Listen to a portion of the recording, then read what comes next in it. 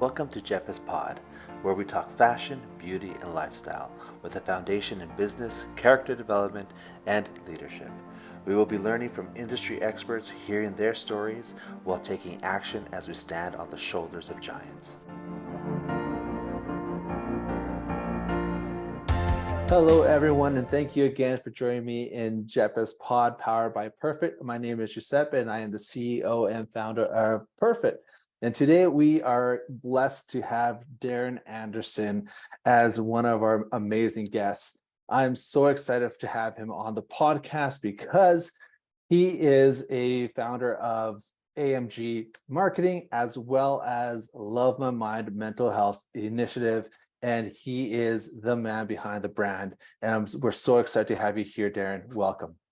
Thanks, Giuseppe. I appreciate it. I'm glad we connected, and we have very common friends in our circle. So yeah, it's exciting. I'm glad we're going to have this conversation because it's a need, and I'm sure we can help some people while we move forward with this.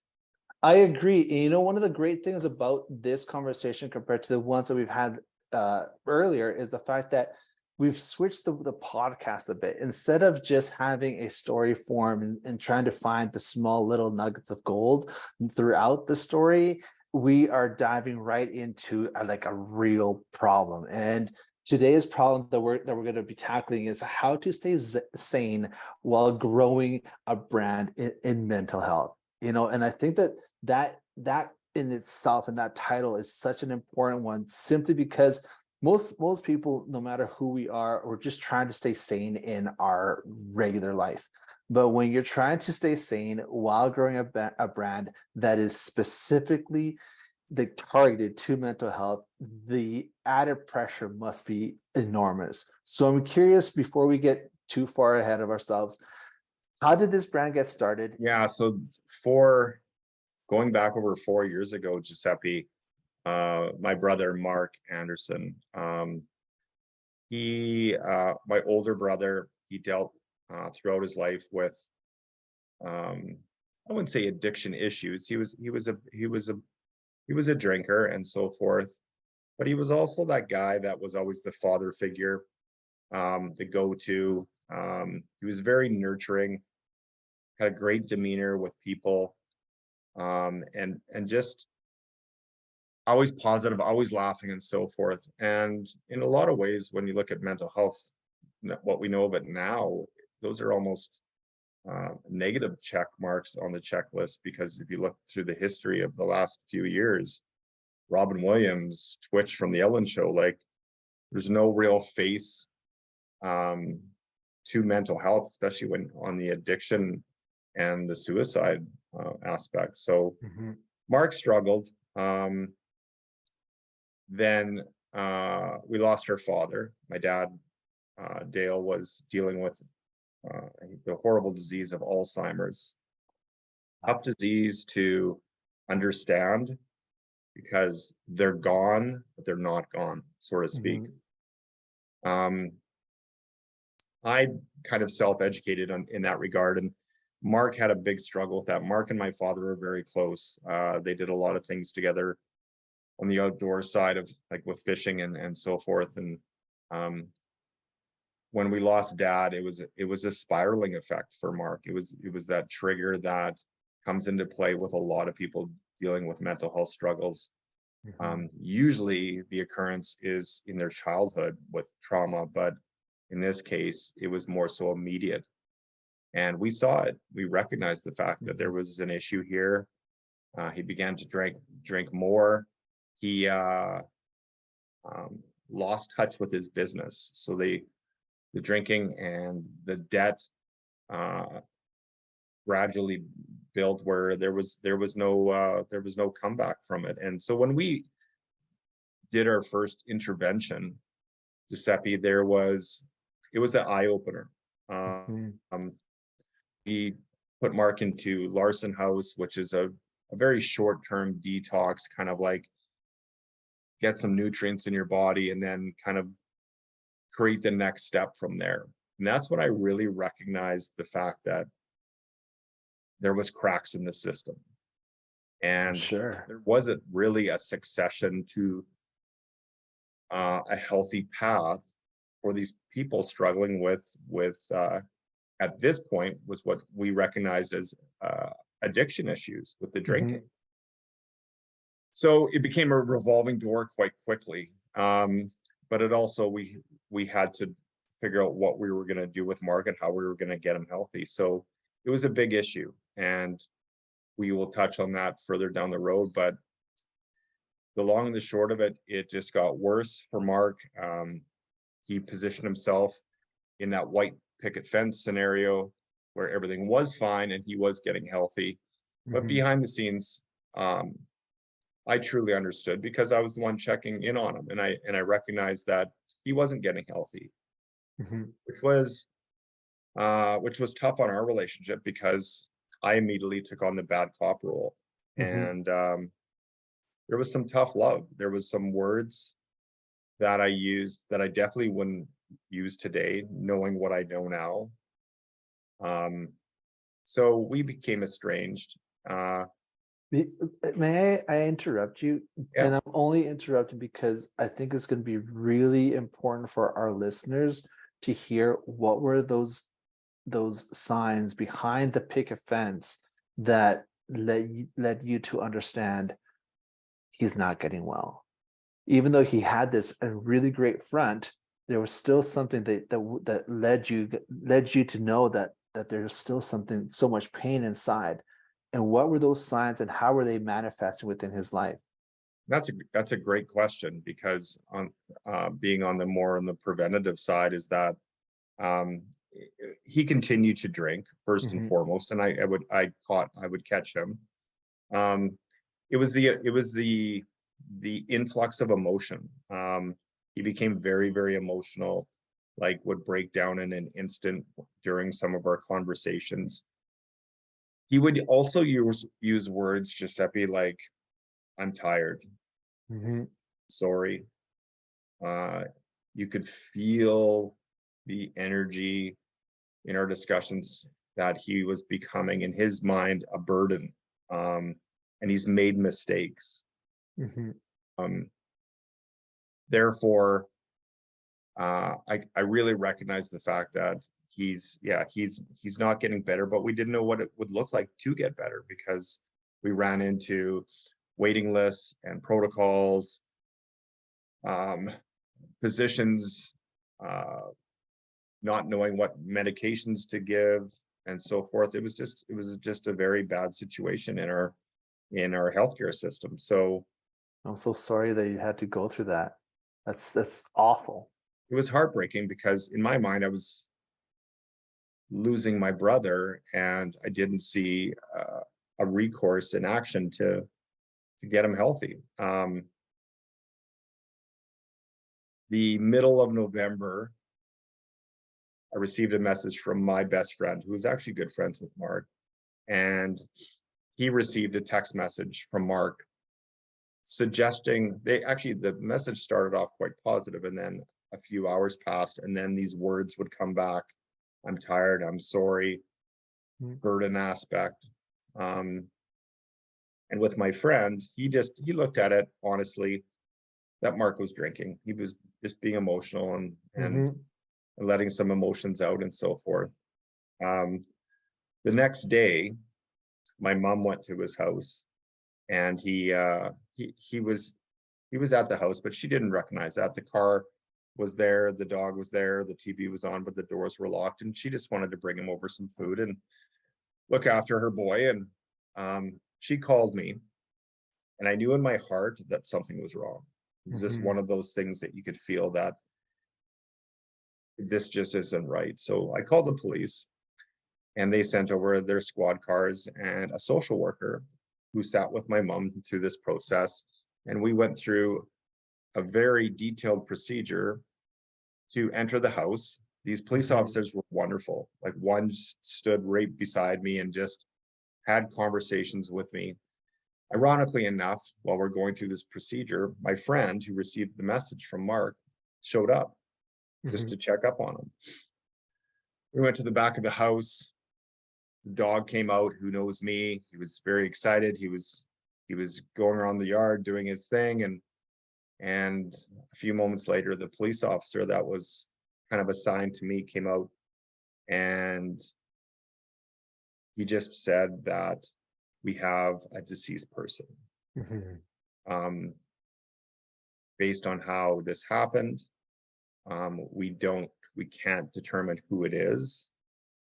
Uh, so we're going to have to bring in certain people to determine um, his identity. And at that point, I just went into shock. I said, "Oh no, no, I'll just go in and I'll," Yeah. which obviously they were not going to allow that. And then Mhm. I remember just dropping to my knees, and my only thought was, I must protect my family. I have to Mhm. go tell my mom now, who's expecting her boys to walk out of that house. I have to call his daughter. I have to call my sister. And the male stigma was front and center. Yeah. So no emotion. I turned into a stone. I was very stoic, and then everything just unfolded as it did. It was a day that I'll never forget. Mhm. I'll never forget my mother breaking down into my arms when I went out front and had to tell her that her son was gone. Um, then I during this process, I forgot to process. I forgot to grieve. Mhm. We got through Christmas, and I wasn't in a good spot, and so I went away. I went away to collect my thoughts, process what I needed to process, and allow myself to grieve. And I went out west to be with some good friends and who knew Mark as well, and just collect myself, Mhm. um, which was great. It was the best thing I could have done. Had some great conversations with my friends, and my friend that received the message from Mark, he came with me as well, so that was good. Mhm. And then we just um, kind of hit the reset button and just looked at a lot of things that went on in the last couple months, and how we were going to move forward from this. And one of those things was, I feel that I needed to do something. Mhm. I recognized the cracks in the system prior to and during, and I felt that based on my more so my business and marketing background, is that I had an opportunity here, uh, basically to carry on Mark's legacy, become the voice that he never chose to use, Mhm. and bring some awareness to a very, very um, delicate situation, and something that wasn't talked about at the time. Mental health was not a day-to-day or a daily conversation piece, and it made sense why we were losing people and people were falling through the cracks, so to speak. Mhm. So when I came home, I had some immediate conversations with my people on my marketing side and my family, and I said, I think I want to create an initiative that's going to help with the awareness of mental health, men's mental health, the Mhm. male stigma, and just start some conversations and hopefully support people during their time of need and dealing with their own mental health issues. No, for So sure. It's so needed. Absolutely.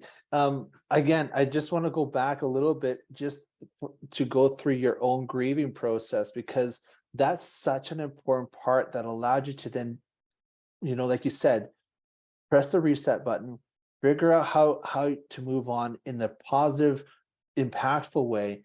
So how did that grieving process look like for you? And do you feel now 4 years later that you are over it? it's a good question, because I don't think anyone really has the ability to step back and look at how their grieving process should occur. And the one thing that I remember, Giuseppe, is that in front of friends, when I went out west, I allowed myself to be honest with myself and vulnerable and show some emotion and some tears and be very open and honest about what my relationship with Mark looked like and the conversations leading up to his suicide, and what was going to happen moving forward. So it was just basically letting it all out, and being again, being vulnerable was a big piece of that pie, with the grieving process. Sure it was. And Yeah, what was your relationship with vulnerability prior to? horrible. Okay. I grew up in a family. My dad was an NHL hockey player back in the 50s. He was a very driven man, obviously. He was old school. It was like there was some tough days, and there was some tough days with him and Mark. There was a lot of it wasn't a healthy environment, I'll put it to you that way. Yeah. And which made it tough. But again, in a lot of ways, it showed us respecting your parents, respecting your elders, working hard. You want something, you work for it, you earn your money, and you can buy your own things. So again, it was, as people would call it, an old school philosophy and mentality in our household. So that carried through with me growing up. And again, I was very determined. I went to universities. I was involved in a lot of charity organizations and so forth. And I was very driven. And after, it was almost like I had, not to divert, but I had fuel in my fire to almost not prove them wrong, but just make them proud of me. Everything I did had a little bit of that involved with it, which I think, looking back, was a big asset. It was that tool that kept me motivated, so to speak. Oh, for sure. Yeah. And so, yes, to answer your question, my vulnerability was moderate at best. This is where my life changed. And this is like so ironic we're having this conversation, because when I got home and I started to look at what Love My Mind was going to look like, and I picked Love My Mind as a brand because of what I saw happen to my brother. I was curious to the fact that people, when this horrible disease of depression comes into play, are we capable of loving our own minds, or does this disease just overwhelm us and encompass everything and start making decisions for us? That was kind of the X factor in the whole conversation, was like, I don't think we're capable of our minds when depression is evident and it consumes us. And that light at the end of the tunnel just dissipates, which is just such a horrible thought, to think that people are going down this tunnel already, and almost like the plan is starting to unfold of when and where and how they're going to take their own lives. And there was really nothing we can do about it at that time. So I just wanted to bring awareness to the situation, and started having conversations with my network, which I had from the business side, and had conversations with police officers, firemen, business owners, mental health counselors that I knew.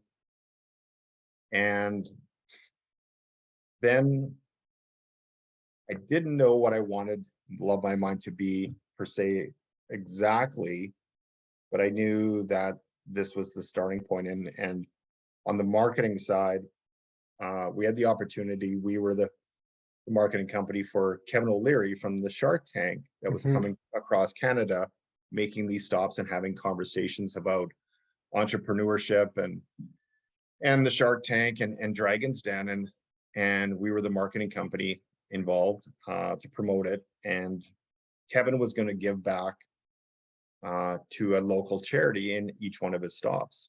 Mhm. So his handler said, well, Darren actually just started a mental health initiative. And Kevin said, oh, I would like to talk to Darren because I lost my best friend to suicide. Mhm. The event was very successful. A couple months goes by. I kind of thought that Kevin O'Leary was going to ghost us because we didn't hear anything. And then that one day, um, I got the message that Kevin had donated $30,000 to our initiative. Wow. That's so And I was incredible. like, yeah, I was just like, this is crazy. And then I'm like, okay, now what are we going to do? Mhm. And then at the event, we had actually anonymous donations. So we had about $40,000 to start this initiative with. And then I started, again, based on the conversation we're having today, I needed to build this brand. And I felt that I was going to do this for the most part on my own. Mhm. That is, I'm not going to say it's a mistake, but that was just, I think, based on the circumstance and how I'm built, that I was going to just lead the way. Whoever wants to join, grab onto my coattails. Mhm. Meanwhile, while this is happening, I got introduced to Krista, who's my partner, significant other, and um, a wonderful person going through her own issues in life. And we were connected by a common friend. And Giuseppe, this was a godsend. Mhm. This woman is amazing. She just brings such balance or counterbalance to my life. And we instantly built this very strong friendship and relationship through conversation. Yeah. She was very open about um, her life and what she was dealing with, and I was as well with the loss of Mark. Mhm. So shortly after I launched, was beginning to launch the brand and the message for Love My Mind. Our first speaking engagement came, and it came from a good friend of mine that's a principal at one of the local high schools in Saskatoon. And he said, hey, we're having a mental wellness day. Would Love My Mind, would you like to come and speak at it? Mhm. Absolutely. And that was number two, is not admitting the fact that I'm not qualified to go speak in front of 4 or 5. I'm not, I'm not a counselor. What am I going to do? Giuseppe, the immediate weight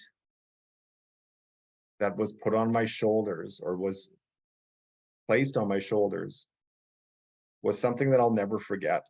Mhm. Um, I caught myself in the shower going to a place that I never wanted to ever see. And that was going down that funnel or that tunnel where my brother was. And Mhm. I would break down and start crying in the shower. I would be on the treadmill, and these triggers were just reoccurring and just basically shutting me down. Mhm. And I didn't really understand why. And I was terrified. I was terrified that I was going to go down the same path as my brother, Mhm. even though a lot of the other indicators were not there. And But besides the fear of not having the qualifications to talk and to teach these students, what were the other feelings that were being placed on top of that fear? the fear of that, it was almost like I had a God complex. And that showed me that I wasn't done the grieving process. Mhm. I cut it short. I wanted to make a difference. This is how I was going to do it. I wanted to keep my mind busy, my body busy, and make a difference when Darren himself wasn't ready to do that. Mhm. And again, the next piece of this was it was basically around this time of the year, 4 years ago. Um, and I was gonna go golfing that afternoon, and it was a Sunday morning, just doing my stuff around the house, and I collapsed. I broke down physically, mentally. I was sobbing, Mhm. and I didn't know why. So, of course, the first person that I called was Krista, and she came over, and I've never felt like that before in my life. And we sat there for what must have been 2 hours and just broke it down. And we had a conversation about me taking on and wanting to do too much before I was ready. Mhm. She said to me, she goes, "You're not a mental health counselor. What you do is you're a connector, you're a networker, you're a builder, you're a marketer. Mhm. You need to use the people that you've been bringing in around you to now partner with you and do these conversations to these kids, to these families, to these organizations, and so forth. You can still introduce the fact and talk about the Love My Mind initiative, but you can't do it all. So this Mhm. ends." And I said, "Yeah, I'll make the calls next week." She goes, "No, it ends now. You're making the calls now. You're going to let people know now, Mhm. and we're moving forward from this point. And now it's Darren's going to get support in the way of his people. So not only I can get healthy, but the initiative can now move forward what it's meant to be and where it is today." And that was such a big turning point because I listened. Mhm. I had a conversation in a huge vulnerable state with a person that I trust with my life. And she wasn't gonna the alter from that conversation. Mhm. She saw a lot of signs leading up to this that I was doing too much.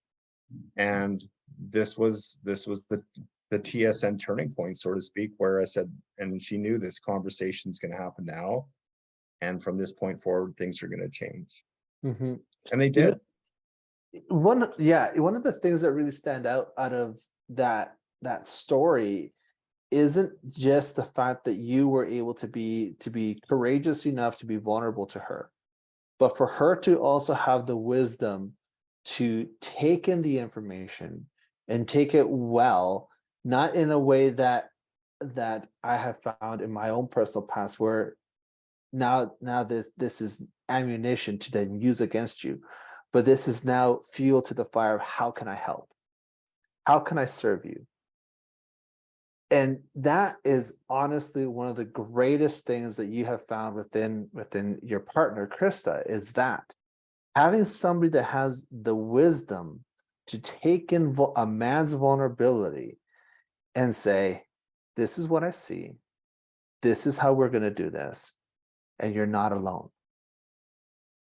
And that's an absolutely beautiful thing. Like, your Krista must be an incredibly wise and has gone through a lot of hurt in order to get to that point. Because as I've been taught, and I always say, is that we can get a lot of knowledge from books and watching people live and life experience, but we gain an extraordinary amount of wisdom when we go through pain.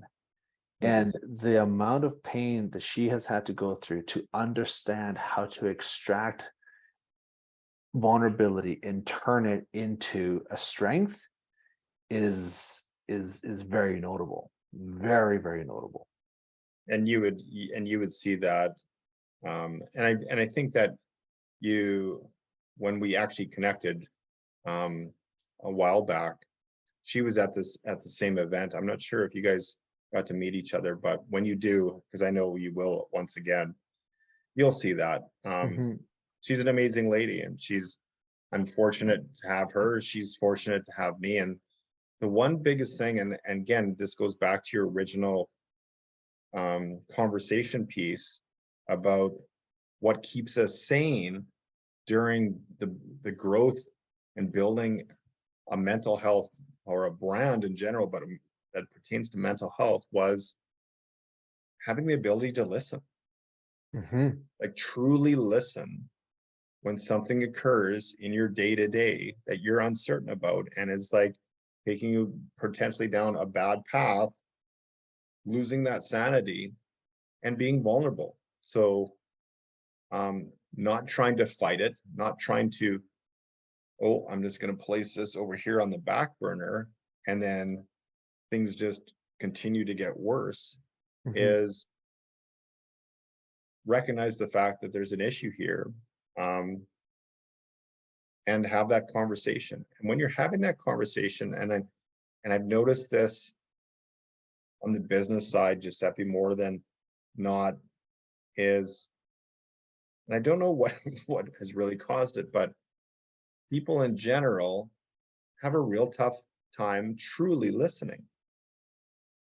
And it's almost like when there's a conversation going on, is that the person on the other side of the conversation listen, or who should be listening, is already thinking of what they're going to say back. Mhm. When that occurs, you cannot truly listen. This 100%. and in this case with 100%. me and Krista, is not only did I get to what was going on in my mind, and in that situation when I just shut down and I told her, then it was my turn to listen. Mhm. I did listen because I knew that I was in a very vulnerable state, in a delicate state, and the one person that I trust in my life was now steering me through this. Mhm. And that changed, honestly, that changed my life for the better.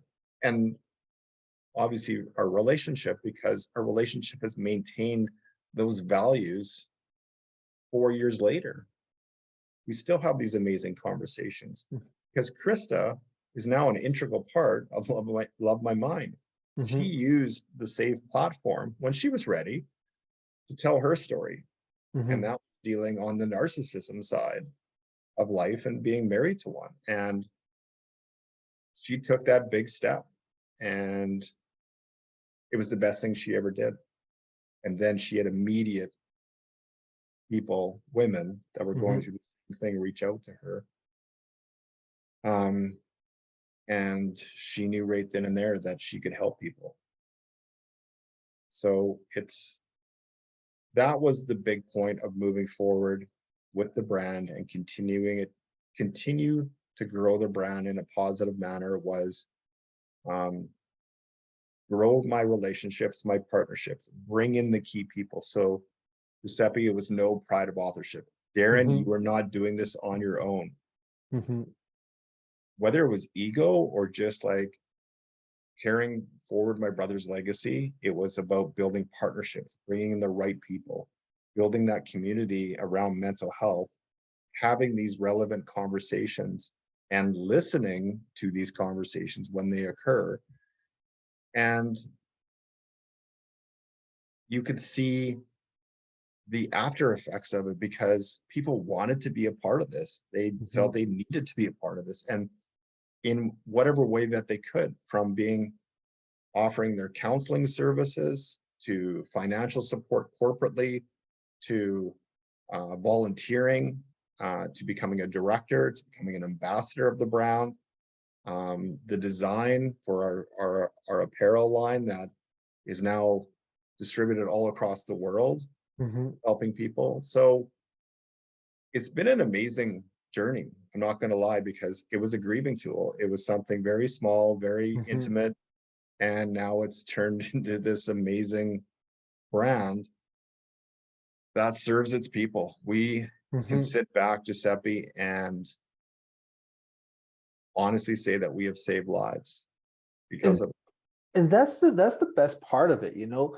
I think that throughout this story and throughout the growth of your business and what you've been able to do with it and how it's been able to get to where it is right now, and you're only getting started, right? Yeah. Is that you've been able to save lives.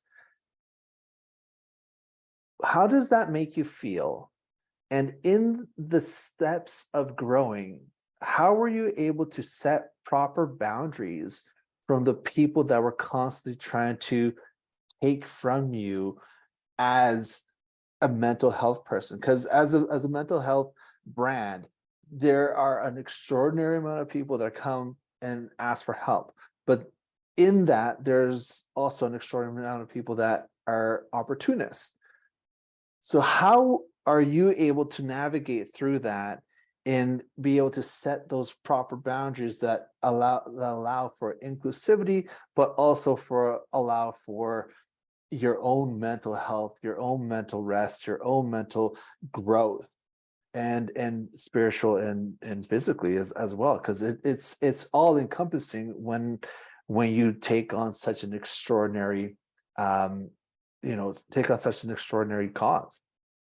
That's a great question, and that instance came up quite early, and even before the Love My Mind brand um, was even launched. Was during, again, the grieving process, I recognized, and myself like you, we probably during the course of our life on the business side, you build a network and you have a very substantial bubble, we'll call it, and you don't really look at who's in the bubble because things are going good. There is no mental health issues. There is no trauma at that point. And so it's like you carry on like, this is great. One thing I learned very quickly was, after I came back from being out west and kind of working on the Love My Mind brand, was the people in that bubble.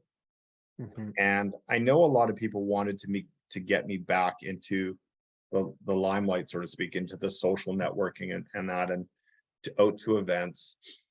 And there was times when I was ready and I did. Mm-hmm. There was times that I wasn't ready and I didn't. When I didn't, I felt in a lot of way I was being judged for making that decision. Mm. That I was, oh, you're not coming to the event, like you're bailing. Like, had to step back. I'm like, bailing? No, I said I just lost my brother to suicide and I don't have the capacity Mm-hmm. to leave my house and go to an event with 2,000 people. Mm-hmm. On the flip side, other people would say, I understand. You know what you're going through. You need to do what you need to do. Just to let you know that I'm here. I'll be at the event. But if you just want to have a phone call, I can, or I can even come over Mm-hmm. and I'll there for you. And I'm like, wow, this is crazy. There's like two running parallels to this situation. And at an at another event in that spring, I had a young girl come up to me who was dealing with mental health issues throughout her whole family, and she was really worried that it was going to start to affect her.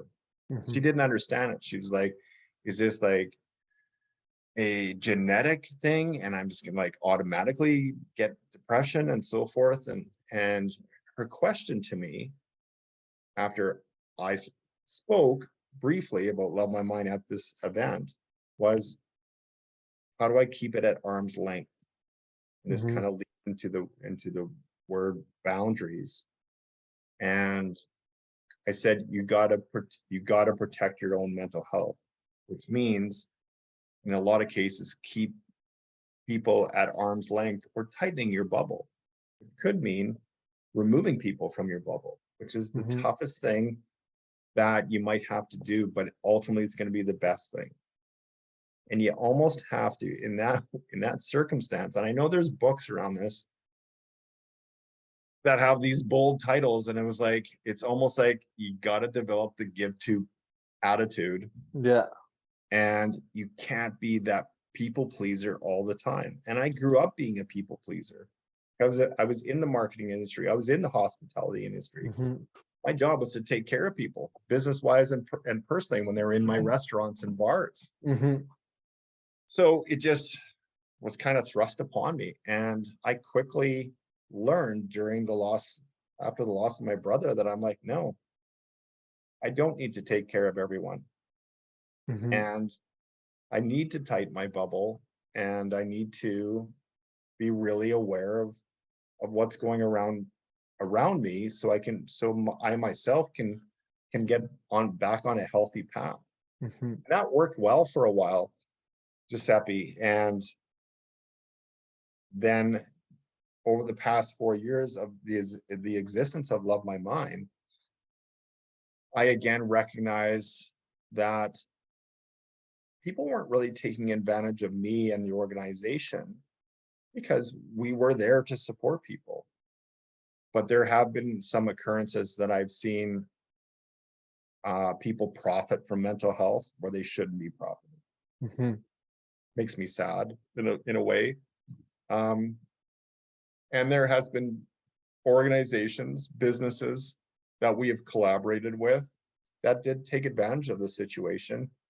And the long and the short of it, took money from us. Mhm. And the collaboration logistics weren't met on their side. And I'm like, wow, like these people exist. And so sometimes it's tough to, when you're keeping that bubble tight, because in the mental health space, you do want to help everyone. And when Mhm. you look at people like me and Krista and the wonderful uh, people that we have involved on the volunteer and the director side, we're all the same personality. Mhm. So it's almost like we're going to trust everyone first and kind of learn as we go.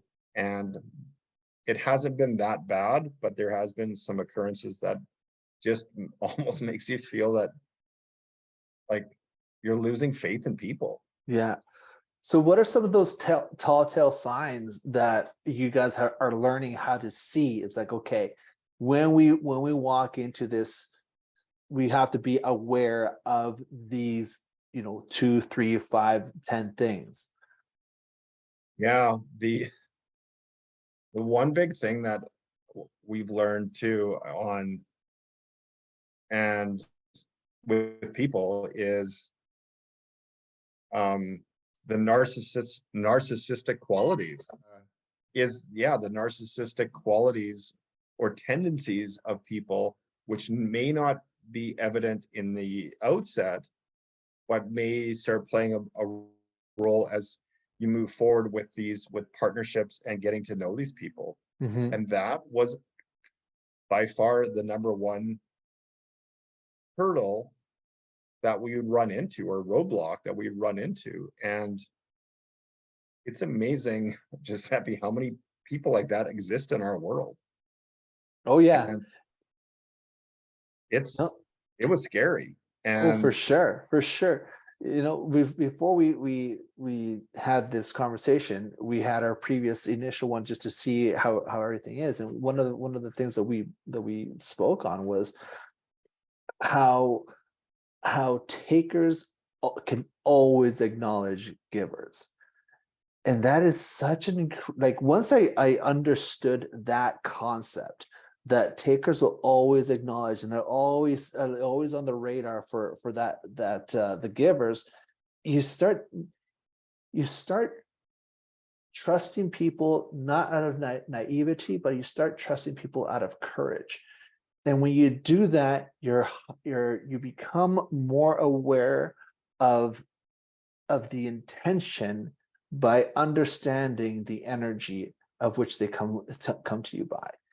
And when I started to figure that out, and I started to see and learn how to acknowledge energy, and how that plays within a person's conversation, within the way that somebody approaches you, it really starts to change the way that at least the way that I have been able to show up in my own sense of courage. Because at the end of the day, my job isn't to protect myself. At the end of the day, my job is to learn how I can serve, to learn how I can be vulnerable, to learn how I can be courageous enough to love and trust. You know, all of these incredible um, characteristics, they're not innately ours. All of these characteristics that we have are like muscles, and they have to be exercised.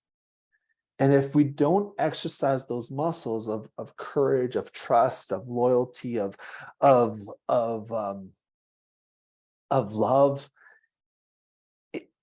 what I have seen in my life has been the fact that if we don't exercise them, we become really, really small, and we start becoming really scared of helping, right? And I bring that up because for you as a brand that is fully of service,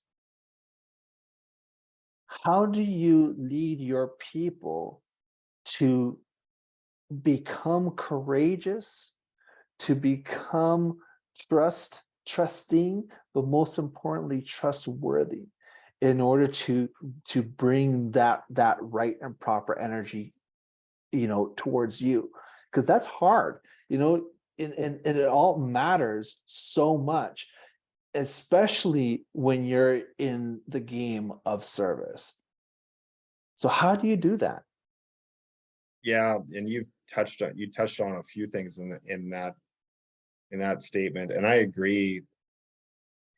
It's a balancing act, is that having the ability to be courageous and vulnerable and trusting and show that love and that kindness. But and then at the same time, you do have to incorporate boundaries, or else Hmm. you're just an open target to everyone. Hmm.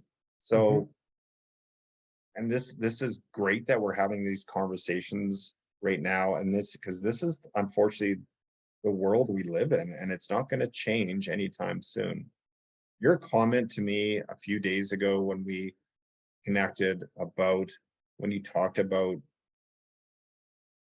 givers and takers, I immediately when I saw Krista, like I couldn't even like hold it in. It was like I had to pee my pants or something, and it was like, Krista, you gotta like Giuseppe had this conversation. It was crazy because she would know more than anyone who's being involved with a narcissist.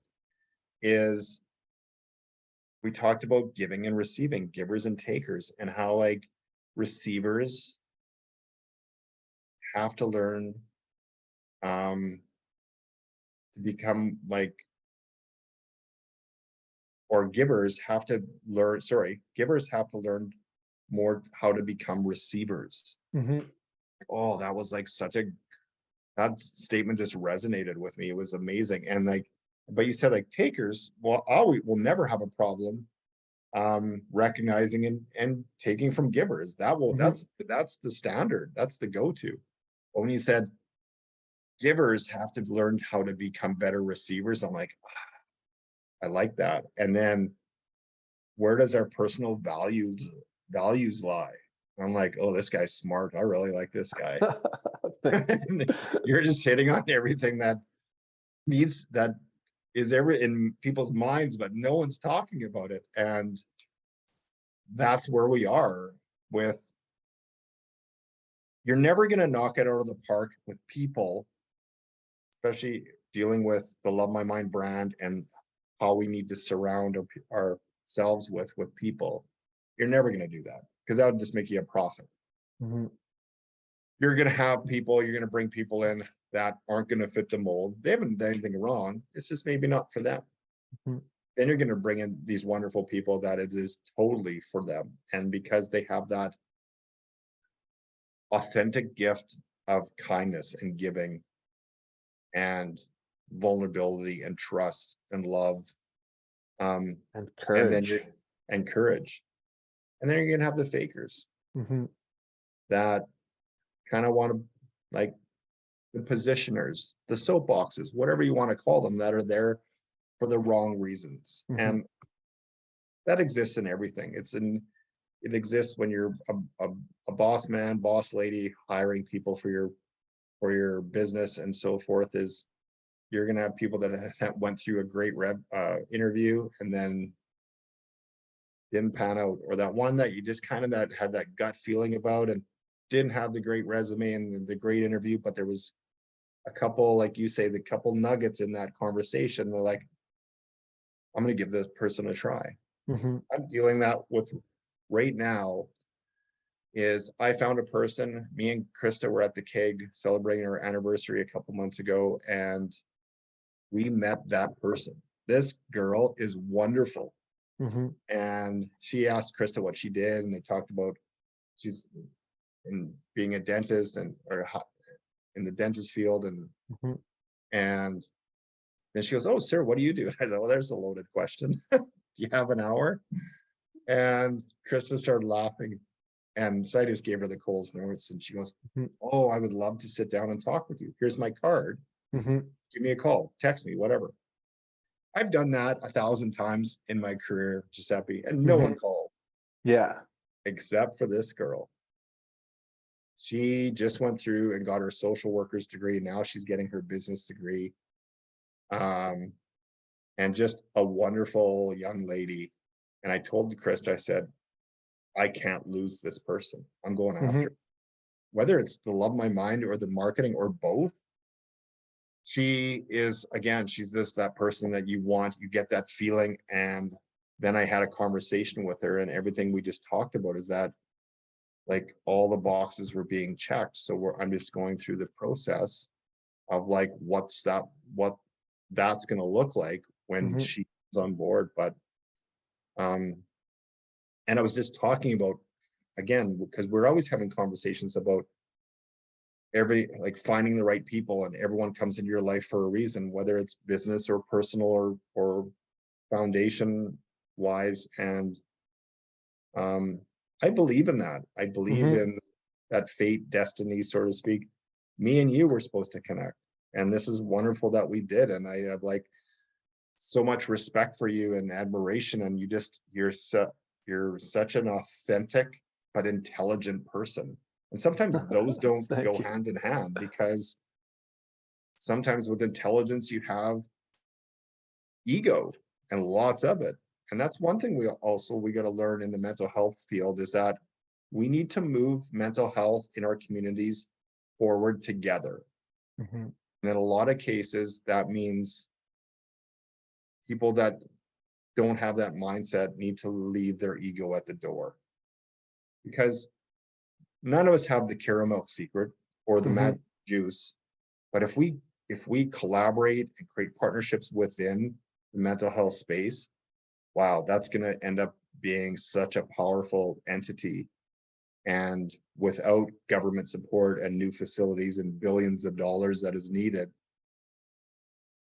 the boots on the ground, so to speak, are going to be able to do wonderful things together and Big continue to time. offer support and have these Mm-hmm. conversations and get people healthy and save lives. Mm-hmm. And That's that's what one of I the see right beautiful things now. that you have done, is that the fact that you have created how do I put this properly?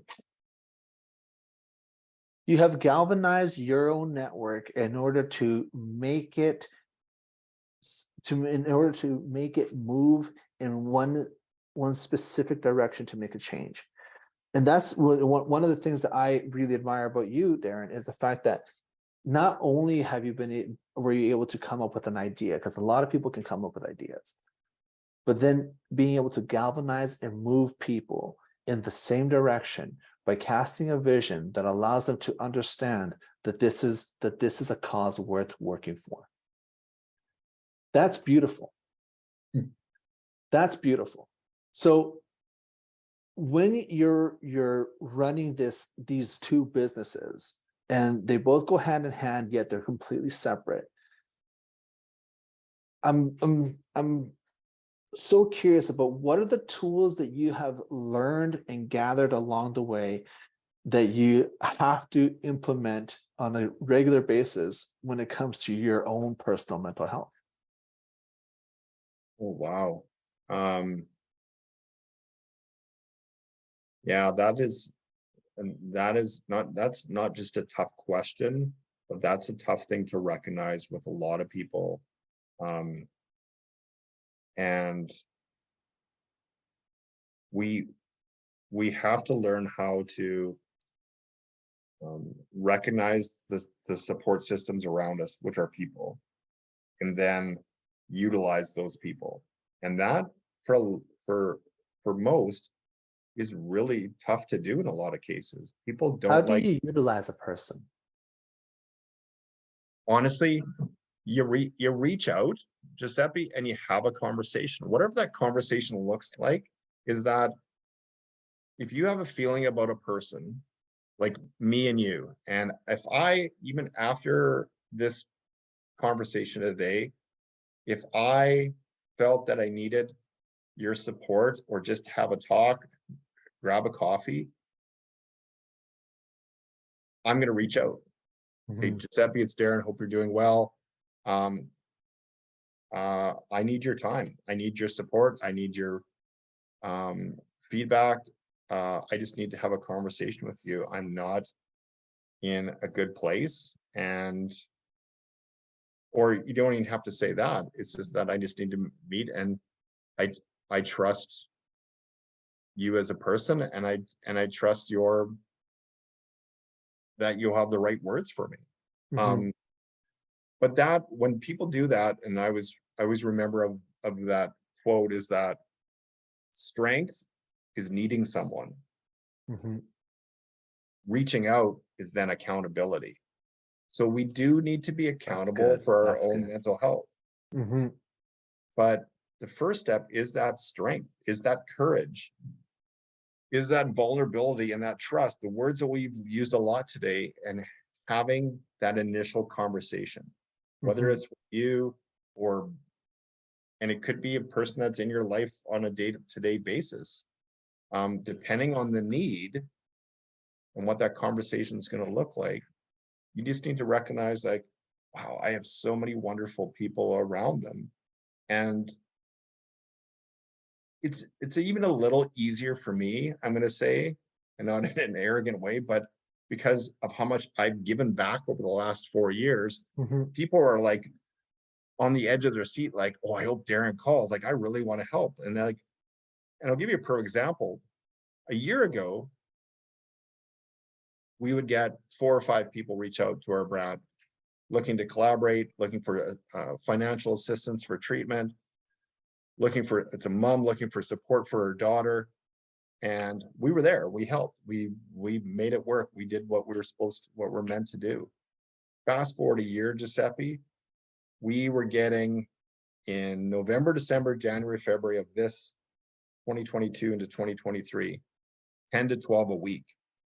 It went from 4 or 5 a month to 10 or 12 a week in under a year.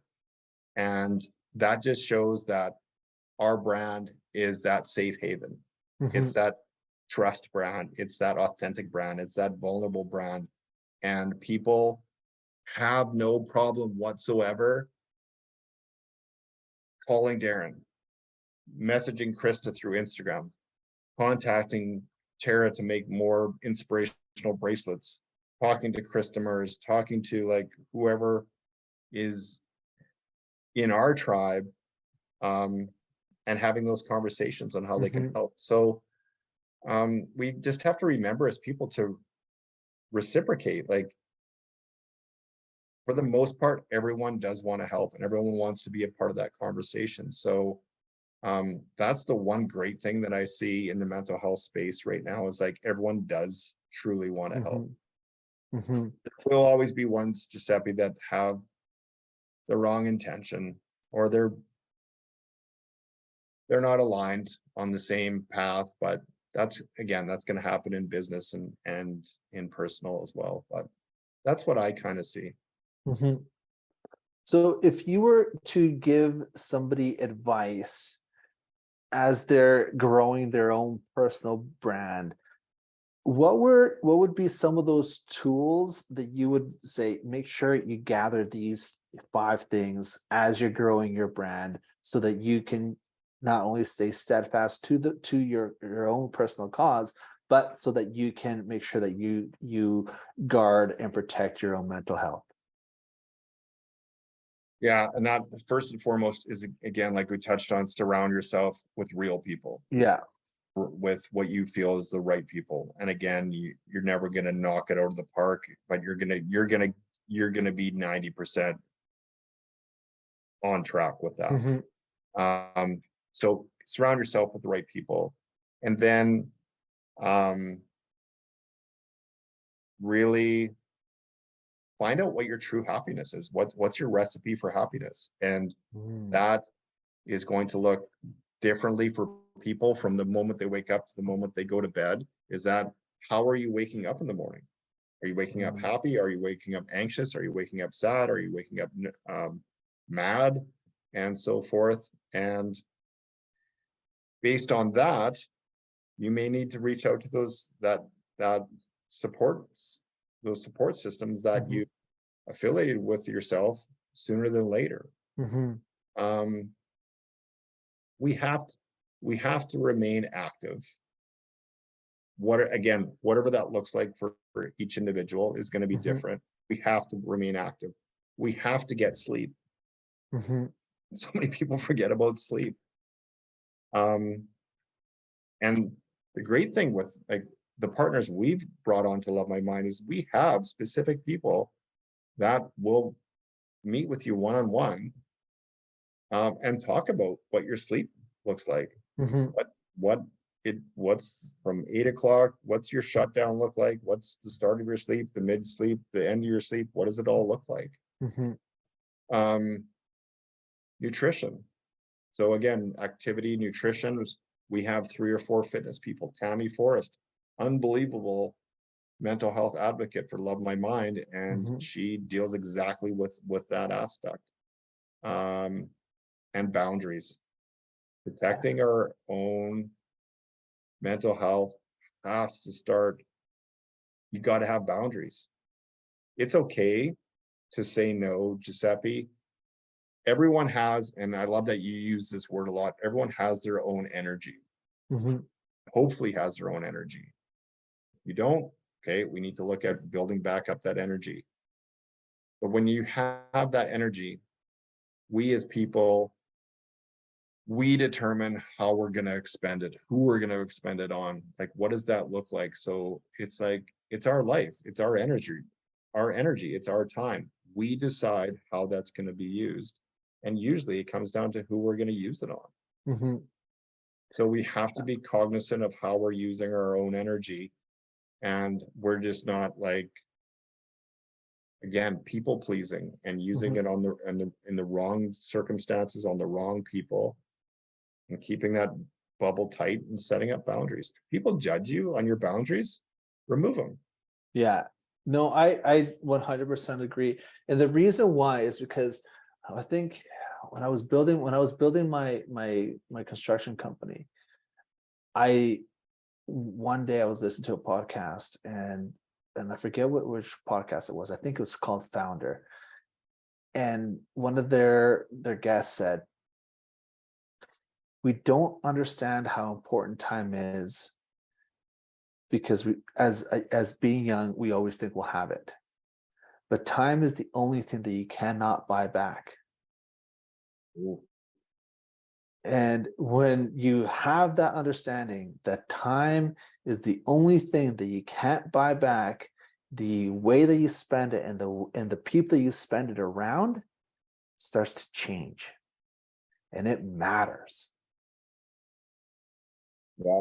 And that, you can't emphasize that more. And um, to simplify what you just said, and again, it's one of those quotes, and I don't know where I saw it. It was a lady that was talking about it, probably on a podcast that I was listening to. When you want to break everything we just in the last 5 minutes talked about, she said, and it's probably the way she said it, because she was just so calm the way she said it. Goes, time is your currency. Mhm. Everything is temporary, and you will never regret the time that you spend with the people that you love. Mhm. So it was a recording, so I played it back, and I played it again, and I played it back. I played it again, and I'm like, this is so simple, but it's so powerful at the same time when she says, time is your currency. Everything is temporary. And when you think about it, everything is temporary. 100%. I'm living that right now.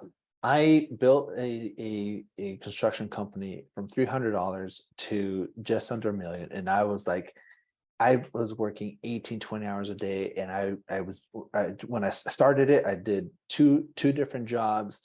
And then COVID hit, and because of where I was personally, I kind of stepped away from it too and lost everything.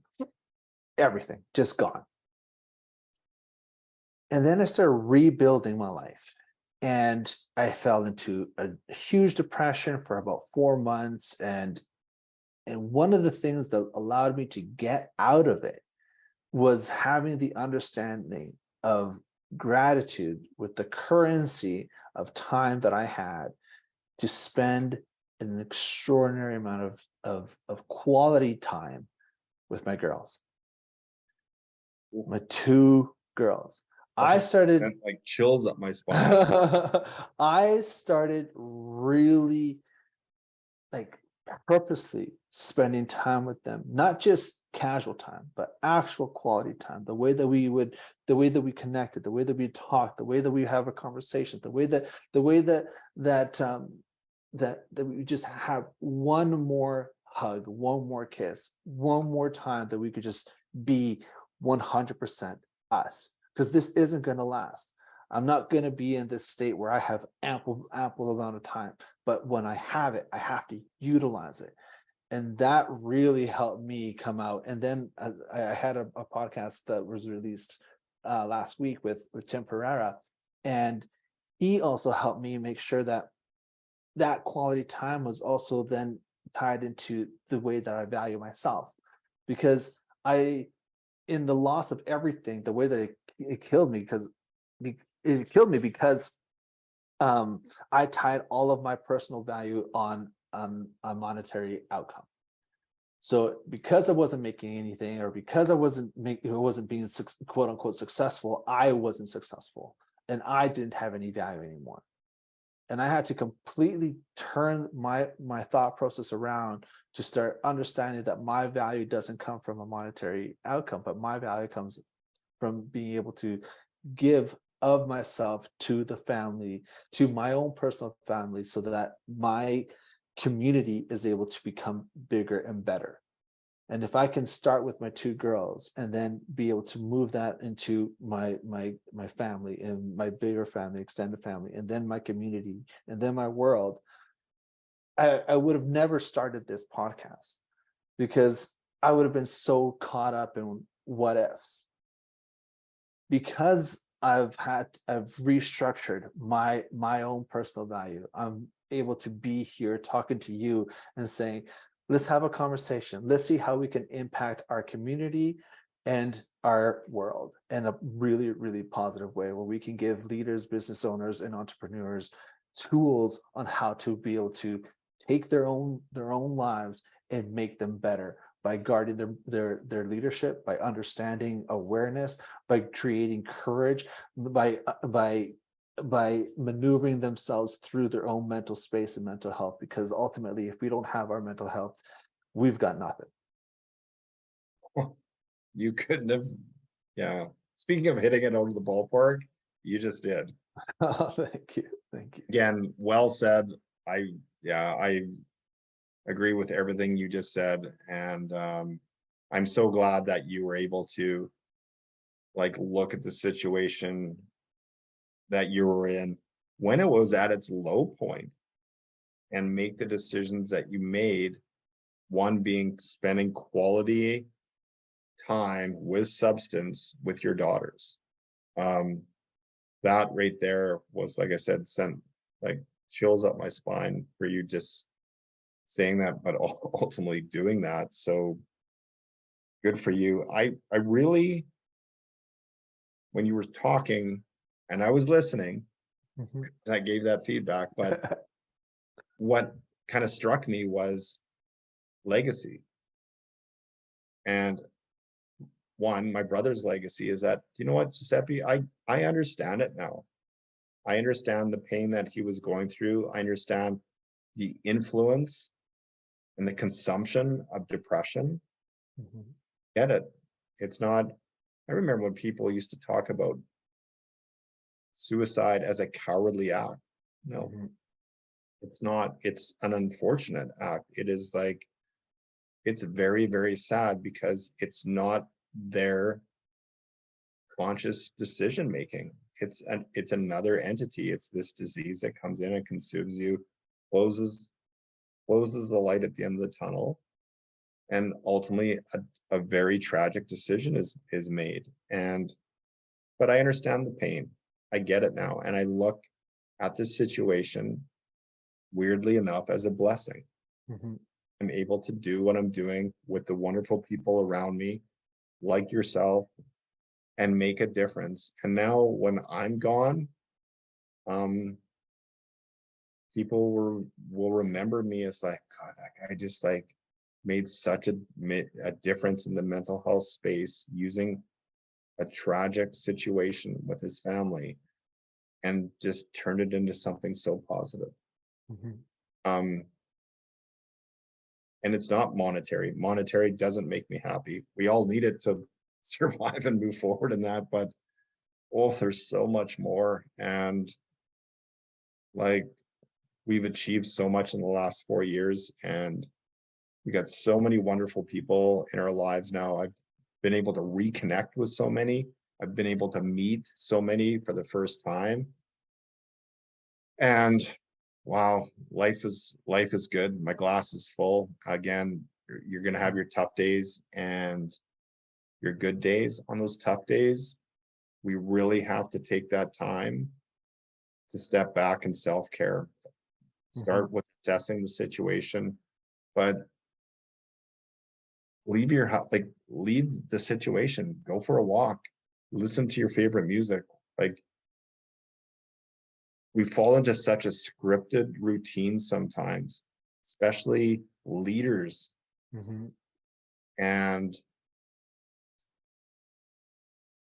time is your currency. Step back, do something that you need to do, that you want to do.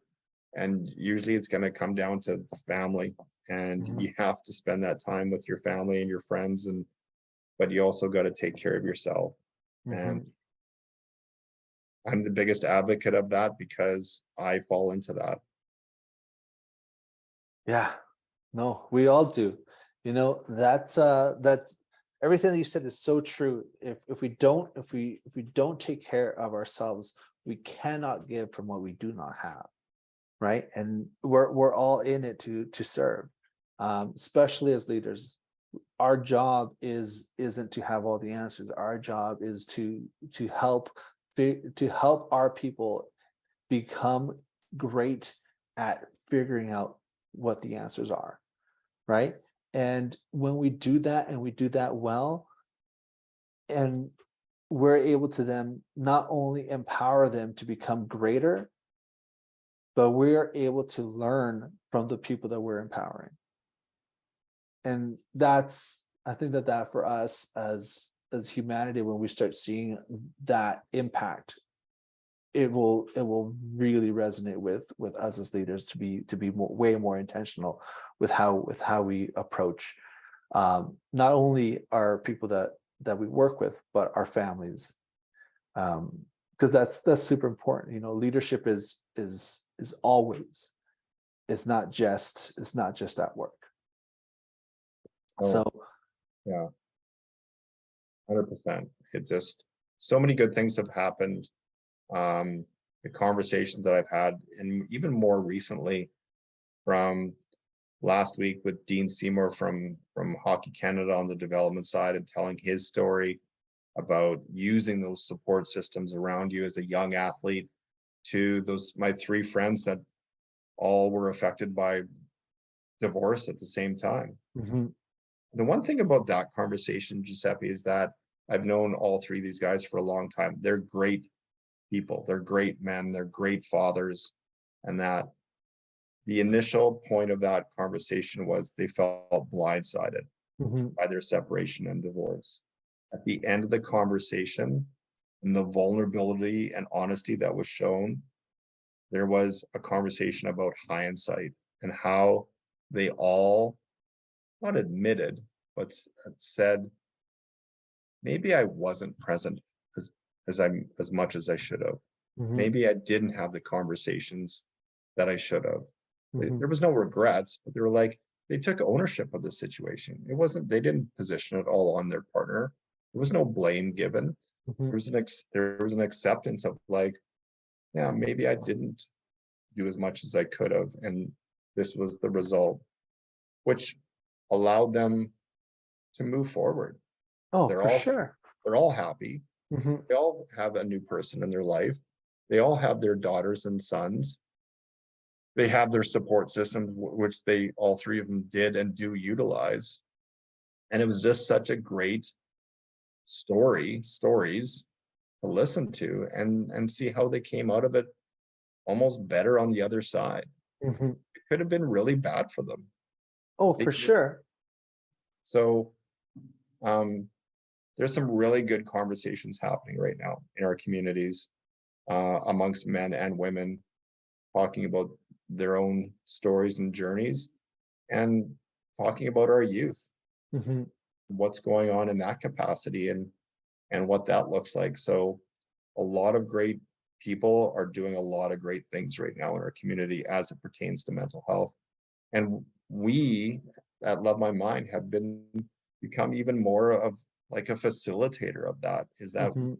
are a connector and we are a redirector and we're helping positioning those pieces for people. And it's wonderful. And you're doing a fantastic job. A fantastic job. And that's why, I reached out because I knew that there was something here. And as I started to get to know you and learn from you and of you, it's like, wow, you guys are extremely, extremely focused on service. And that's what I love. I love that above all things. Um, it the common theme throughout the last season one of the podcast has been leadership, the fashion leadership, and growth, but strewn throughout each and every single conversation, it always comes back down to service. How can we serve?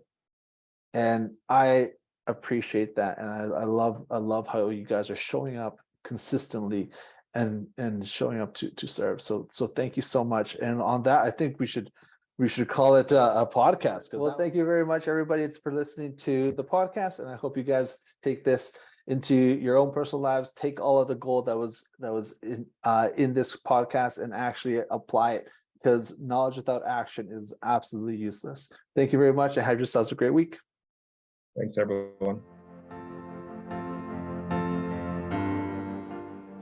Thank you for listening to Jeppa's Pod. Make sure to share, like, and subscribe. We thrive from your feedback. Please let us know what you thought of our guest and this episode. From all of us at Perfit, see you next time.